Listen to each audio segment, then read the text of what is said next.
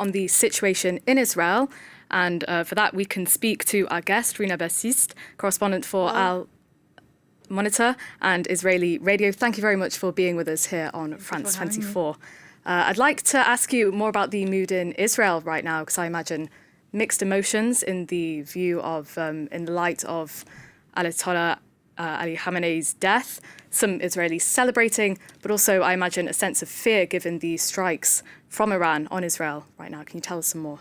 Yes, especially the last strike that killed at least 9 people, with several people wounded in the city of Beit Shemesh, not far from Jerusalem. A terrible, terrible loss for the Israeli society. Of course, during the June war, we had 33 people that were killed, but still having 9 people in such a short period, I mean, it's not even a day and a half since the operation started. Many of these 9 people, several of them were young people, even children, because the missile struck Beit Shemesh, which is a mostly ultra-Orthodox city. So a very, very difficult moment for the Israeli society. But of course, as you mentioned before, I mean, there is also a sense of achievement, I think, because many people said over these past few months that it would be impossible to reach Ali Khamenei, impossible to kill him.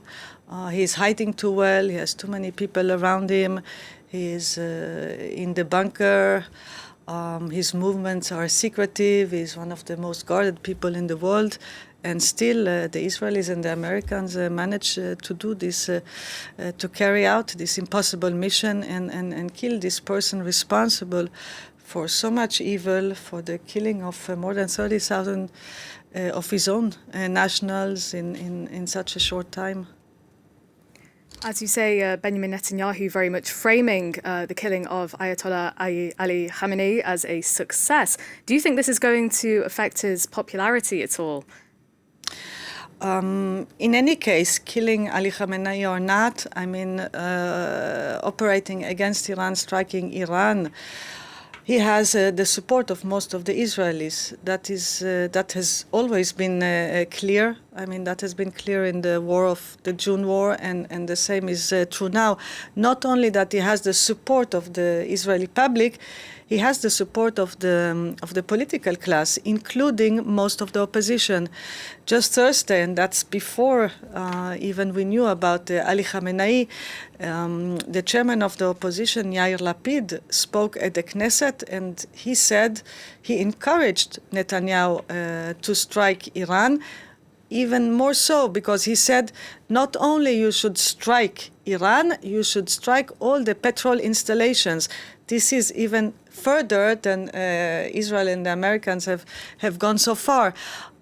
So most of the political class is behind Netanyahu. Most of the Israeli population is behind Netanyahu. Having said that, of course, the price the society has been paying is terrible so far. As you say, most of Israeli society supporting Benjamin Netanyahu, but you use the word most. I'm curious to know about opposition. What is the kind of backlash to the current happenings? I think it's not so that people are against him, but there are many concerns and fears. First, for lives being lost. Then the price the Israeli economy will be paying, because Israel is 2.5 years after October 7. The Israeli economy has suffered enormously. You might recall that hundreds of thousands of people were called to do the reserve service since October 7. Some people have served 100 days in 2.5 years, some 200 days, some even 300 days. So you can imagine the toll it is taking on the economy, on the society, on the resilience also of the Israeli people. And there is a limit, I think, to what people can take on. We have seen now an announcement this morning by the army that another 20,000 people, another 20,000 reserve soldiers will be called in. This is something that the government can't just decide offhand. It means that Israel is anticipating other dramatic events, that Iran will continue targeting Israel, will continue launching ballistic missiles. So, of course, alongside this support of the Israeli government, there are a lot of concerns.